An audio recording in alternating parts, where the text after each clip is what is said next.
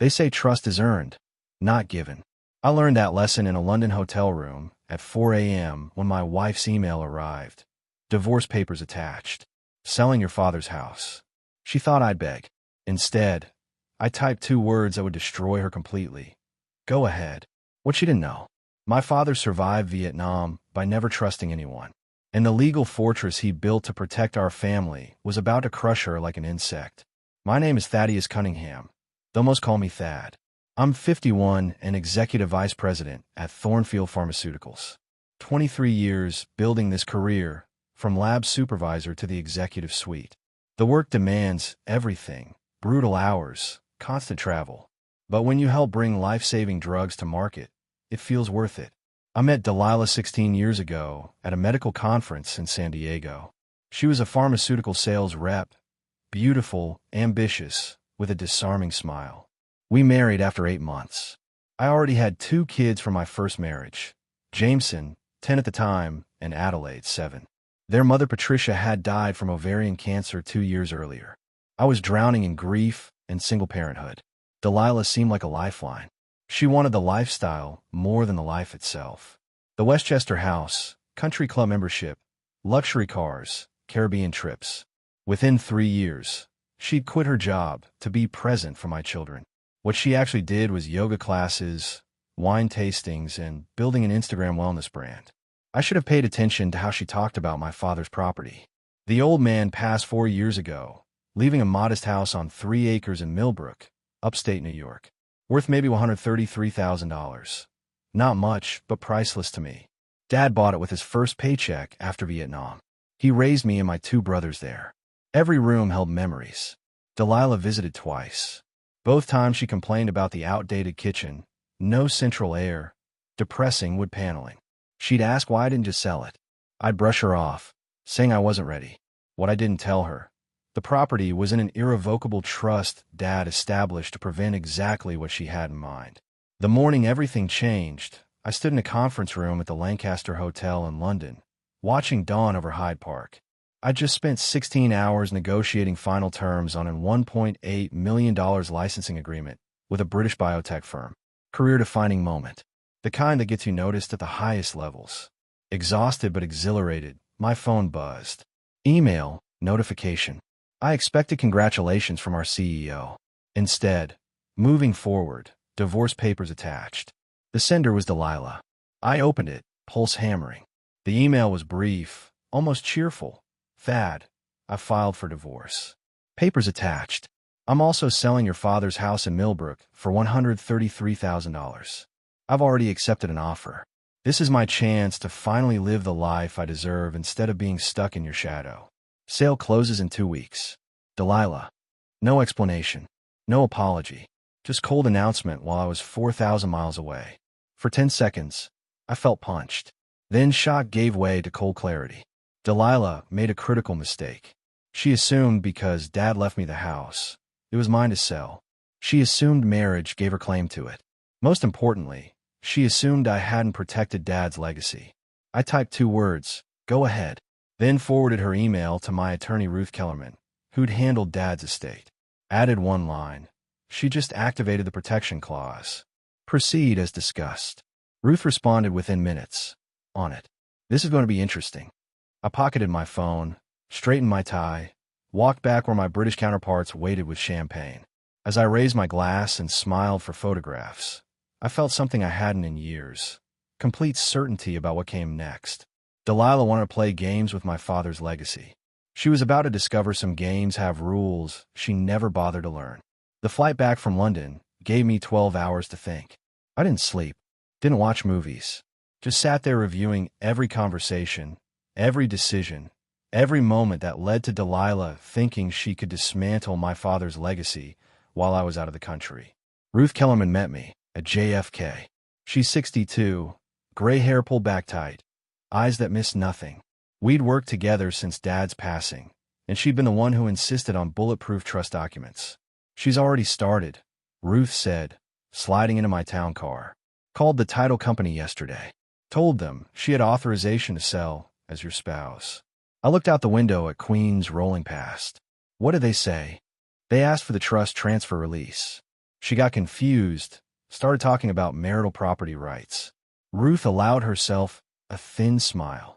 That's when they called me. My father, Thomas Cunningham, had survived Vietnam, built a small construction business, and raised 3 sons on his own after Mom died. He wasn't educated, but he was smart, especially about protecting what mattered. When he drew up his will, he'd insisted on an irrevocable trust for the Millbrook property. Why can't I just leave it to you directly? I'd asked him. Because someday you might marry someone who sees dollar signs instead of memories, Dad had said. This way, nobody can touch it without the trustee's approval. Not your wife. Not your creditors. Nobody. The trustee was Ruth. The trust required dual signatures for any sale, mine and hers. Delilah's name appeared nowhere in the documents. But there was more, something we'd added after I married Delilah, after I'd noticed how she talked about the property. Tell me about the protection clause, I said. Ruth pulled out a folder. Page 14, Section C. Any unauthorized attempt to sell, transfer, or encumber trust property by a non-beneficiary triggers immediate breach notification to all parties, including law enforcement if fraud is suspected. And Delilah signed an affidavit when you refinanced your Westchester house 3 years ago. Page 9. She acknowledged in writing that she understood the Millbrook property was held in irrevocable trust and that she had 0 ownership interest. I remembered that refinancing. Stack of papers 2 inches thick. Delilah had barely glanced at them, too busy planning her next wine country trip. She'd initialed everything without reading a word. So, when she told the title company she had authority, she committed documented fraud. Ruth finished. And when she accepted money from a buyer for property she doesn't own and can't legally sell, she potentially violated multiple statutes. My phone buzzed. Text from Jameson, my son. Dad, Delilah cleared out the wine cellar in your study. Moving trucks came this morning. Adelaide tried to stop them. They wouldn't listen. I showed Ruth. She nodded. Expected. She's liquidating assets before you can freeze accounts. How much was in the wine cellar? About $40,000 in collectibles. Study had some art, first editions. Maybe another $30,000. I typed back to Jameson. Don't engage. Document everything. Photos, videos. I'm handling it. Ruth made notes. That helps. Shows intent to strip marital assets. Strengthens your position. We drove in silence for a few minutes.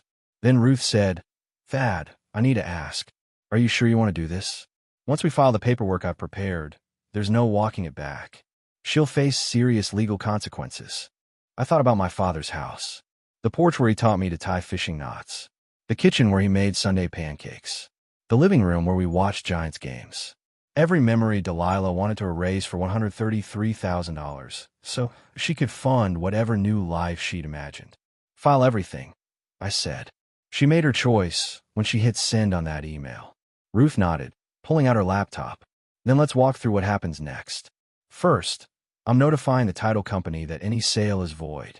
Second, I'm filing emergency motions to freeze your joint accounts and prevent asset dissipation. Third, I'm sending Delilah's attorney a courtesy copy of her signed affidavit along with the trust documents. When I sent the title company notice before I picked you up. The motions get filed in 2 hours. Her attorney gets the package by end of business today. What do you think she'll do? Ruth closed her laptop. Panic. Then she'll call her attorney. He'll review the affidavit, realize she lied to him about having ownership rights, and his voice will shake when he calls you to ask what you want. And what do I want? That's up to you. But if it were my father's house, I'd want her to understand that some things aren't for sale at any price.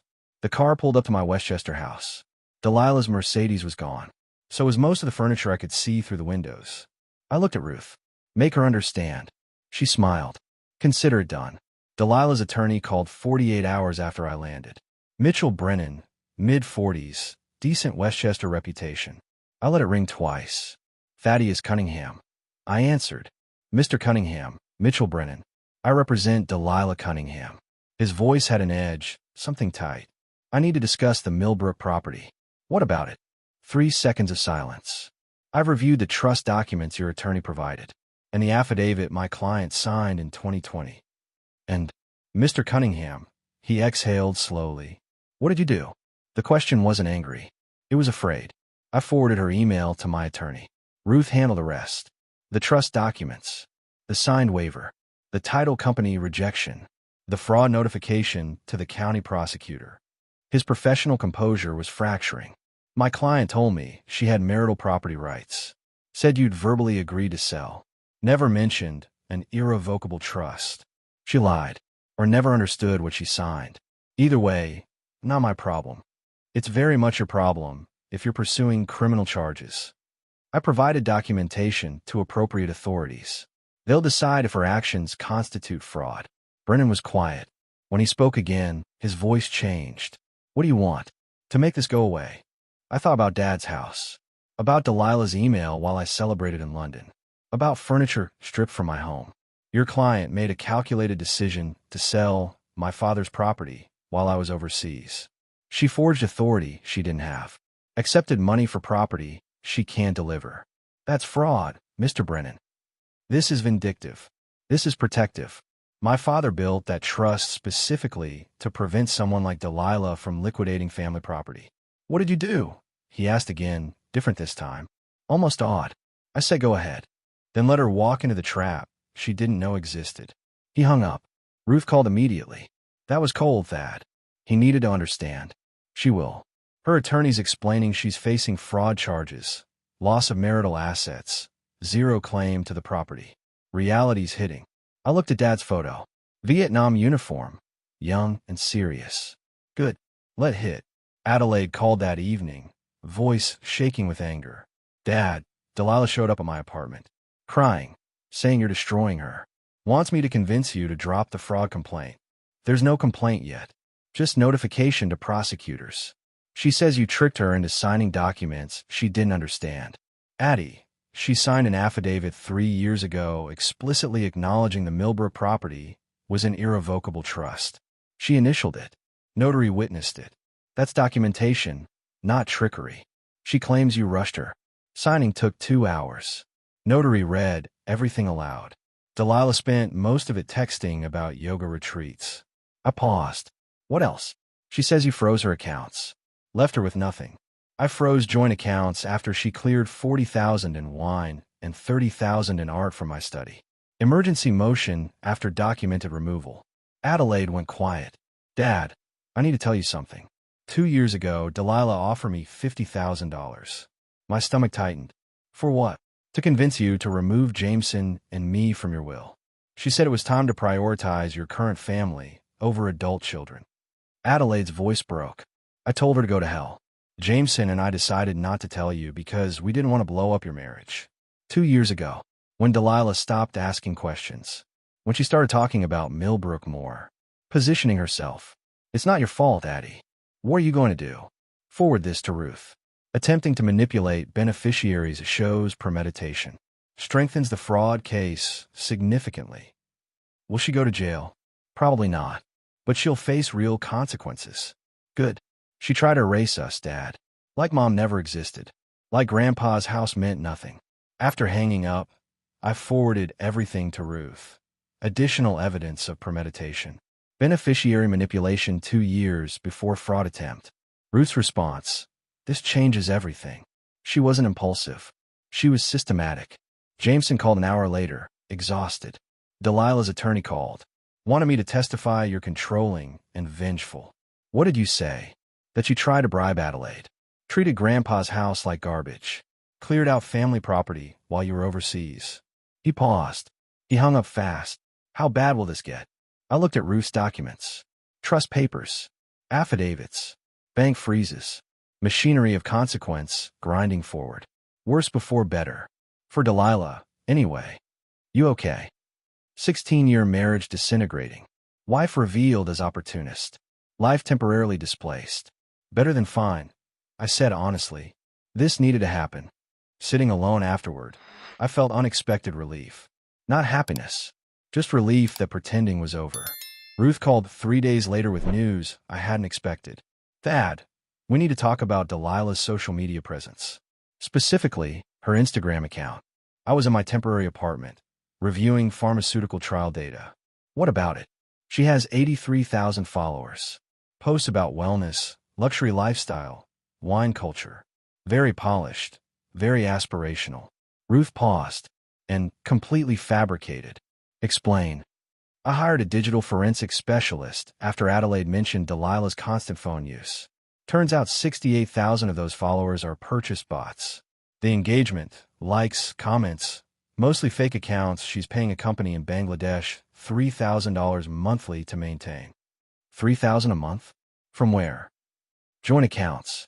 Tagged as marketing consulting. Been going on for 4 years. That $144,000 of marital assets spent on fake internet popularity. I set down my pen. She was building a brand. Trying to. She pitched herself to wine companies, wellness retreats, luxury hotels as an influencer.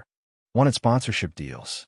Problem is, real companies do follower audits. They all rejected her because the engagement was obviously fake. How'd you find this? Her laptop. She left it at the house when she cleared out. I got a warrant to search it as part of the asset dissipation investigation. Ruth's voice took on an edge. Thad, she kept spreadsheets. Lists of what she spent, what she claimed to spend. She wrote off your wine collection as content props for brand building. The art from your study. Lifestyle staging materials. She was planning to sell my belongings and call it business expenses. Exactly. And there's more. Found emails to her friend group. Women you've entertained at your house, whose husbands you've helped with pharmaceutical contacts. She called you the walking checkbook and emotionally absent money machine. The word should have stung. They didn't. They clarified. What else? Draft posts she never published. One from 8 months ago. Sometimes the life you're living is just the price you pay for the life you're planning. Another from last year. Patience is knowing your time is coming. Ruth let that sink in. She was documenting her own premeditation. Can we use this? Already compiling it. Shows systematic planning, asset conversion, fraudulent misrepresentation of expenses. Combined with the trust fraud and beneficiary manipulation, this becomes a pattern of financial predation spanning years. Prosecutors will want this. They already do. I forwarded preliminary findings this morning. They're expanding the investigation beyond the Millbrook fraud to potential wire fraud and tax evasion. I walked to my window, looked out at Westchester County. Somewhere out there, Delilah was realizing her carefully constructed facade was collapsing. What's her next move? Brennan will try to negotiate. Offer to drop property claims in exchange for dropping criminal referrals. Standard damage control. And our response? We don't negotiate with people who try to steal family property and called your father's house a disposable asset in private emails. She actually wrote that. Word for word. Found it in a message to her sister 6 months ago. Context was complaining that you wouldn't sell Millbrook to fund a wine country vacation rental investment she wanted to make. My father's house. The place where he taught me to fish, to fix things, to understand that value isn't always measured in dollars. Delilah saw it as venture capital for her fantasy life. Ruth, make sure prosecutors see everything. The spreadsheets, the emails, the fake followers, all of it. Already done. This woman systematically exploited your marriage for years. Time she faces accountability. After we hung up, I opened my laptop and pulled up Delilah's Instagram. The most recent post showed her at wine tasting, glass raised, caption reading, grateful for new beginnings and authentic living. Hashtag blessed, hashtag wine lover, hashtag living me truth. 23 comments, all from accounts with random number usernames and 0 posts. All fake, all purchased, all part of an empire built on nothing but my money and her delusions. I closed the laptop and called Jameson. Son, I need you to do something for me. What's that? He asked. Document every business contact I helped Delilah make. Every pharmaceutical exec I introduced her to when she was trying to get sponsorships. Every connection I facilitated. Why? Because she used my professional reputation to commit fraud. And those people deserve to know what they were really dealing with. Dad, that's going to burn her completely. Nobody in the industry will touch her. Good, I said. She burned herself. I'm just making sure everyone sees the ashes. The sister arrived unannounced. Monica, Delilah's older sister, showed up at my temporary apartment on a rainy Thursday afternoon. I almost didn't let her in. Mr. Cunningham, please. 5 minutes. She stood in my doorway, hair wet, looking nothing like the polished woman I'd met at family gatherings. I need to tell you something about Delilah. Against my better judgment, I let her inside. Monica sat on my couch, hands clasped tight. I need you to know I had no idea what she was planning. The property thing, the divorce ambush, none of it. Why are you here, Monica? Because my sister is a liar, and I'm tired of covering for her. She looked up, eyes red. You need to know about the miscarriage. My chest tightened. What miscarriage? The one she told you about. 3 years ago, right before Christmas. She said she lost the baby at 12 weeks. I remembered.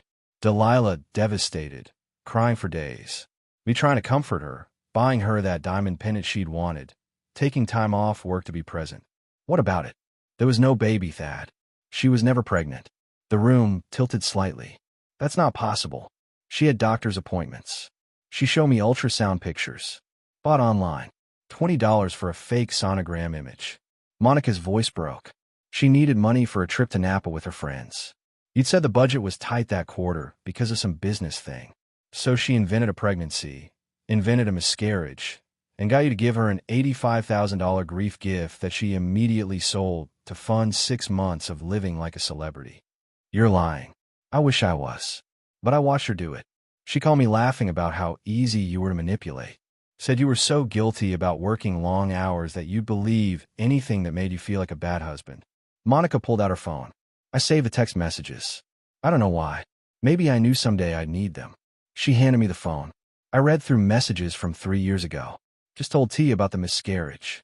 He's devastated. Mission accomplished. He bought me the pendant and a trip to Sedona. Easiest $85,000 I ever made. You should try this with Richard. Men are so stupid when you cry. I handed the phone back, hand steady despite the rage building in my chest. Why are you telling me now? Because she called me yesterday. Asked me to testify that you forced her to sign legal documents she didn't understand. Asked me to lie under oath to save her from fraud charges. Monica stood up. I won't do it. She's my sister, but what she's done to you, to your kids, to your father's memory, it's unforgivable. Will you give a statement to my attorney? Already did. Called Ruth Kellerman this morning. Gave her everything. The fake pregnancy texts, emails about her planning to divorce you while she was pretending everything was fine, conversations about her trying to manipulate Adelaide and Jameson. She moved toward the door. There's one more thing. The abortion. I stood up slowly. What abortion? 2 years ago. She got pregnant, actually pregnant this time. Didn't tell you.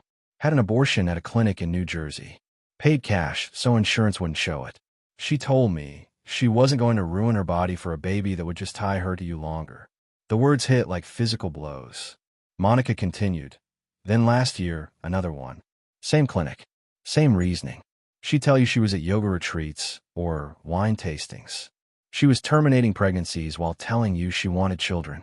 After Monica left, I sat in the dark for an hour. Then I called Ruth. We need to add everything Monica provided to the case file. I said, voice hollow. Already on it. Thad, this isn't just fraud anymore. This is systematic psychological abuse, financial exploitation, reproductive coercion through deception. Ruth stopped. Are you okay? No, I said honestly. But I will be. After this is over. It will be over. And she'll face every consequence she earned. I looked at my father's photo again. Wondered what he'd think of all this. Then I remembered something he told me after Mom died. Son, some people take from you. Some people give to you. Know the difference and act accordingly. I knew the difference now. The Westchester County District Attorney's Office called on a Tuesday morning. Assistant DA named Sarah Park wanted to meet. I agreed to her office, 2 p.m. that afternoon. Park was younger than I expected, maybe 35, with sharp eyes that missed nothing. She had 3 folders stacked on her desk when I arrived. Mr. Cunningham, thank you for coming. She gestured to a chair. I've spent the last week reviewing everything your attorney provided. The trust fraud, the fake pregnancy, the asset dissipation, the beneficiary manipulation. It's quite comprehensive. My father taught me to document everything, I said. He taught you well. She opened the top folder. What your wife attempted constitutes multiple felonies. Real estate fraud, wire fraud, insurance fraud through the fake pregnancy claim. The question is how we proceed. I want her to face consequences. Understood. But we need to discuss what that looks like realistically. Park pulled out documents. The trust fraud is solid. She attempted to sell property she explicitly disclaimed ownership of. That's clear-cut. The fake pregnancy is trickier. You gave her the money voluntarily, even if based on lies. So she gets away with that. Not exactly. It establishes pattern of deception, supports the fraud charges, makes her claims of misunderstanding impossible to believe. She flipped pages. The beneficiary manipulation with your children, attempting to remove them from your will through coercion. That's undue influence. Also prosecutable. What are you recommending? We file fraud charges related to the property. We include the pattern evidence, fake pregnancy, social media fraud, systematic asset theft. We push hard. She leaned forward. But Mr. Cunningham, you need to understand what this means. Criminal trial. Media coverage. Your private life becomes public record. I'm aware. Your pharmaceutical company might get questions about your judgment. Your children will be called to testify. Every detail of your marriage gets examined in court. She watched my face. Some people decide the civil divorce is enough. They walk away, take their assets, move on. I thought about my father's house, about Adelaide and Jameson, manipulated and erased, about the $85,000 Delilah stole through fake tears over a non-existent baby. File everything, I said. She made choices. She faces consequences. Park nodded slowly. Then we proceed. Formal charges by end of week. Arrest warrant issued. She'll be arraigned, probably released on bail, but it'll be public record immediately. Her attorney knows this is coming. We notified him this morning. He requested meeting to negotiate. We declined. She smiled slightly. He called back an hour later, saying his client wants to make a statement. We're recording it tomorrow. She's going to confess. She's going to try to spin it. Claim you controlled her, manipulated her, forced her to sign things she didn't understand. Standard abuse defense. Park tapped the folders. Won't work. We have her emails calling you an ATM machine. Her texts laughing about the fake pregnancy. Her Instagram messages about living her authentic truth, funded by your money. What's the likely outcome? Plea deal eventually. She'll plead to reduce charges, get probation and restitution. Maybe some jail time if she refuses to cooperate. Park closed the folders. But the conviction stays on a record, and civil court will see it all when dividing assets. Meaning she gets nothing. Marital misconduct, fraud, systematic theft. Judges don't reward that behavior. You'll keep your assets. She'll leave with whatever she came into marriage with, which based on Ruth's research, wasn't much. After the meeting, I walked through downtown White Plains. Thought about the moment this all started, Delilah's email in London, while I celebrated a career milestone. Her casual cruelty, assuming I'd just accept it. She'd gambled that I wouldn't fight back, that I'd be too proud, or too busy, or too worried about appearances to pursue consequences. She gambled wrong. My phone rang. Jameson calling. Dad, Delilah's lawyer just called me. Said she wants to talk to Adelaide and me. Apologize. Explain herself. What did you tell him? That all communication goes through your attorney. Then I hung up. He paused. She's scared, isn't she? She's facing criminal charges. Yes, she's scared. Good. She should be. His voice hardened with an anger I'd never heard before. She tried to erase Mom's memory. Tried to steal Grandpa's house. Manipulated us. She deserves everything coming to her. I know, son. It'll be over soon. Then what? What do we do after? We rebuild. We remember what matters. We move forward. After we hung up, I stood looking at the courthouse where Delilah would soon be arraigned, where her carefully constructed facade would shatter completely. My father once said, the truth doesn't need defense, just time and documentation. The time was here. The documentation was complete. Now came the truth. The arrest happened on a Thursday morning at 6:47 a.m. I know because Ruth called me at 6:50. It's done. Westchester County Sheriff served the warrant at her apartment. She's in custody. I was drinking coffee in my temporary apartment, preparing for a pharmaceutical conference call. How'd she react? According to the deputy, she screamed that you were destroying her life. Said she'd done nothing wrong. Then asked if she could post bail immediately. Ruth's voice carried grim satisfaction. Bail hearings at 2 p.m.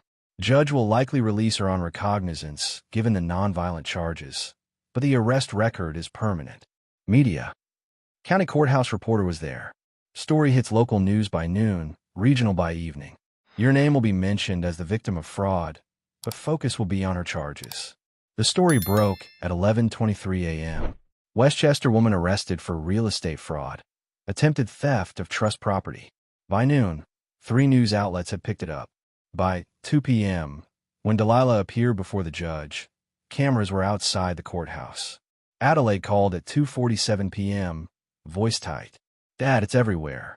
Local Facebook groups, news sites, even some of the pharmaceutical industry newsletters. Everyone knows. "Are you okay?" "I'm fine."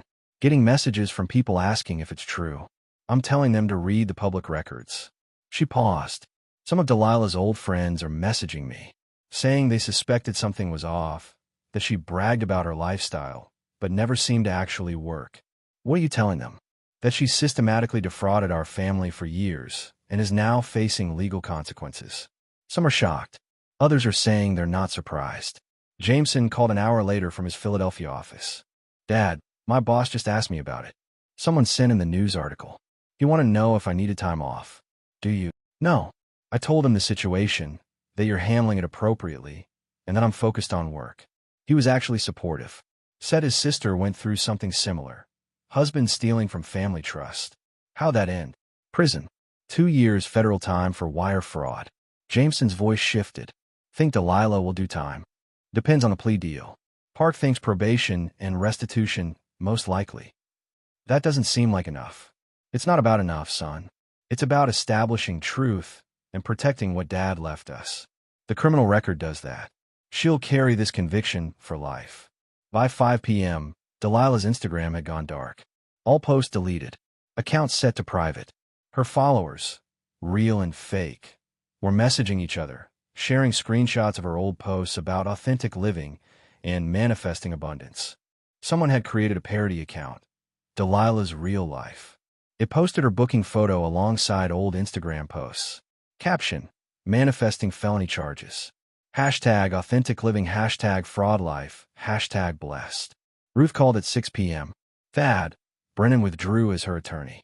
Conflict of interest. He says she lied to him about material facts.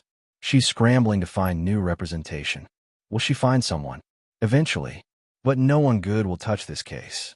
Too much evidence. Too much documentation. She'll end up with whoever needs the billable hours and doesn't care about losing. What happens next? Preliminary hearing in 3 weeks. Discovery phase where her new attorney sees the full scope of evidence. Then plea negotiations. Ruth paused.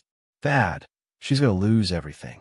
Her reputation, her social circle, her freedom to travel, her ability to get credit or housing. This follows her forever. She made the choices. I know. Just want you to understand how complete this destruction is.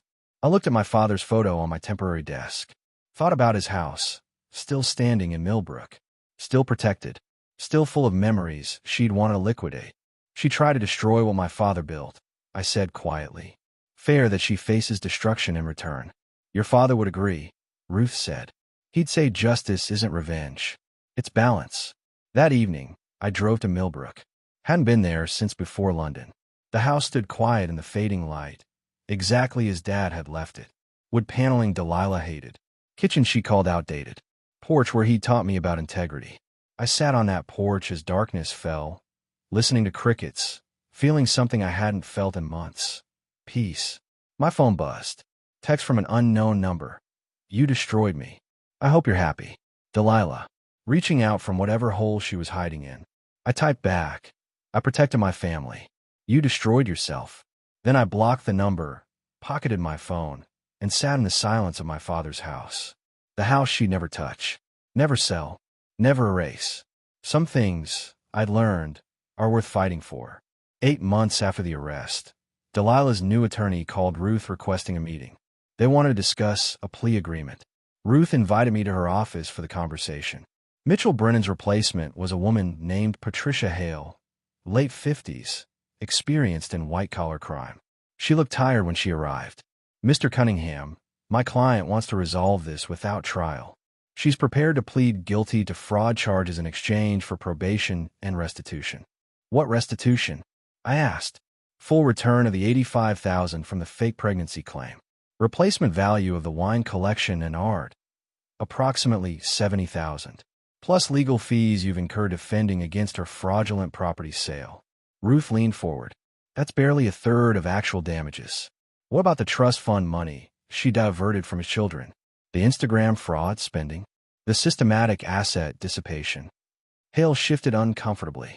My client has limited means to pay more. She's currently unemployed and unemployable in her previous field. The pharmaceutical industry has blacklisted her after your son circulated information about her fraud conviction. That wasn't revenge, I said.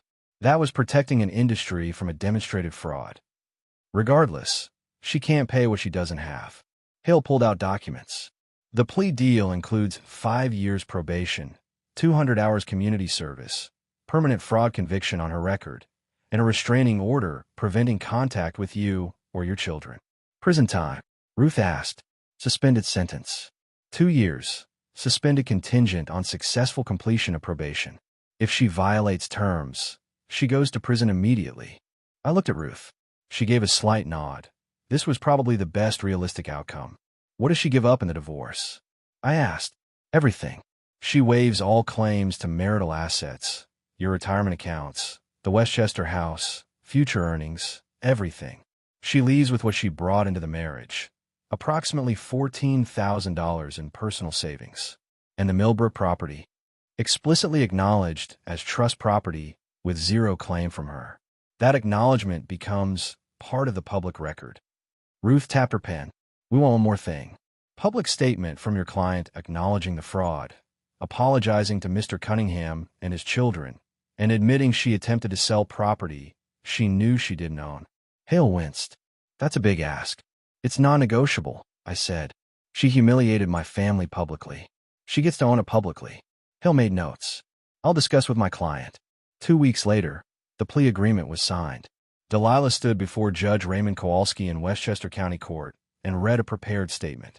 I acknowledge that I committed fraud against my husband Thaddeus Cunningham and his family. I attempted to sell property held in trust that I had no legal right to transfer. I fabricated a pregnancy and miscarriage to obtain money under false pretenses. I manipulated my stepchildren and attempted to remove them from their father's will. I systematically stole marital assets to fund a lifestyle I hadn't earned. I accept full responsibility for my actions and apologize to the Cunningham family for the harm I caused. Her voice was flat, emotionless, required words without genuine remorse.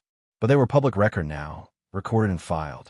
Judge Kowalski accepted the plea, imposed 5 years probation, and issued the restraining order. Ms. Brennan, he said, she'd taken back her maiden name. You've admitted to systematic fraud against a family that welcomed you. You betrayed trust, manipulated children, and attempted to steal property protected by a man who survived war to build something meaningful. You're fortunate this court is showing leniency. I suggest you use these 5 years to reflect on the person you've become. Outside the courthouse, Adelaide and Jameson waited. It's really over? Adelaide asked. The legal part is, I said. The rest is just moving forward. What happens to her now? Jameson asked. She starts over with nothing. No reputation, no money, no connections. Exactly what she tried to do to us. We drove to Millbrook that afternoon. All 3 of us. First time the kids had been back since everything started. The house stood unchanged. Same wood paneling, same outdated kitchen, same memories. Why'd she hate this place so much? Adelaide asked, running her hand along the porch railing. Because she only saw dollar signs. Never understood what it represented. What does it represent? Jameson asked. I looked at my children, standing in the place their grandfather built. Permanence. Integrity. The idea that some things matter more than money. We spent the afternoon there, cleaning and organizing, remembering. As the sun set, we sat on the porch where Dad used to sit. What now, Dad? Adelaide asked. Now we rebuild. I moved back to the Westchester house. You two continue building your careers. We remember what Grandpa taught us, which is that family isn't just blood. It's protection. It's showing up. It's building something that lasts beyond one lifetime. The crickets started their evening song. Somewhere far away, Delilah was starting her probation, her life in ruins. Here, we were together, protected, whole. The Thornfield Pharmaceuticals board meeting ran long, but I didn't mind. We were announcing breakthrough trial results for a cardiac medication that could save thousands of lives annually. The work that had taken me away from home so often, the deals that had seemed to justify Delilah's resentment, they were producing real results. After the meeting, our CEO pulled me aside. "Thad, the board wants to offer you Senior Executive Vice President. It comes with oversight of international operations and a seat on the executive committee. That's quite an offer. You've earned it. The London deal opened European markets. Your work on the cardiac trials has been exemplary. And frankly, the way you handled your personal crisis with such professionalism impressed everyone." I accepted, shook hands, and drove home to Westchester. The house I'd almost lost, now fully mine again. I'd redecorated after Delilah stripped it. New furniture, new art, new memories without her shadow. Adelaide was visiting for the weekend, coming up from Manhattan, where she'd made junior partner at her law firm. Jameson was bringing his new girlfriend, a woman he'd met through mutual pharmaceutical industry friends. We gathered in the dining room I'd reclaimed. Eating dinner I'd actually cooked myself. "Dad's becoming domestic," Jameson teased. "Your grandfather cooked every meal after your grandmother died. Figured I should learn." I looked at my children, successful and strong. "How's work, Addie?" "Good. Actually, I got offered a case this week. Trust litigation. Family fighting over estate assets. Made me think of Grandpa and how his planning saved us. He was ahead of his time. More than that, he understood people. Understood that not everyone who says they love you actually does." She paused. "Have you heard anything about Delilah?" Ruth mentioned she's working retail somewhere in Pennsylvania. Living in a small apartment, complying with probation requirements. Keeping low profile. Think she learned anything? I think she learned consequences are real. Whether she learned why they matter, that's different. Jameson's girlfriend Emma asked carefully, "Do you regret any of it? The prosecution, the public exposure?" "No," I said without hesitation. She tried to destroy what my father built. She manipulated my children. She would have erased everything that mattered to fund a fantasy life. I protected my family. That's never wrong. Later, after everyone left, I drove to Millbrook. The house had become my sanctuary. Weekends spent there, away from corporate demands. Just quiet reflection. I sat on the porch with a glass of bourbon, my father's favorite brand. "You be proud of them," I said to the evening air. "Adelaide's a partner. Jameson's thriving. They're good people. Strong people." The wind moved through the trees. And the house. It's still here. Still protected. Still full of everything you taught me about what matters. My phone showed a message from Ruth. "Final divorce decree signed today. You're officially free." Free. Strange word for ending a 16-year marriage. But accurate. Free from deception. Free from manipulation. Free from someone who saw my life as resources to extract. I thought about the man I'd been in London, reading that email, feeling that initial shock. How far I'd traveled from that moment. How much I'd learned about protection, consequence, and what it means to really defend what matters. A car pulled up, Adelaide coming back. "Forgot my laptop," she explained, then saw my face. "You okay?" "More than okay. Actually at peace." She sat beside me on the porch. "Grandpa built something good here. He built something permanent. That's rarer than good." We sat in comfortable silence, father and daughter, in the house that survived everything. The house that represented everything Delilah couldn't understand and couldn't destroy. Somewhere in the distance, a train whistle sounded. Life moving forward, as it always does. But here, on this porch, in this house, with my daughter beside me, this was permanence. This was victory. This was home.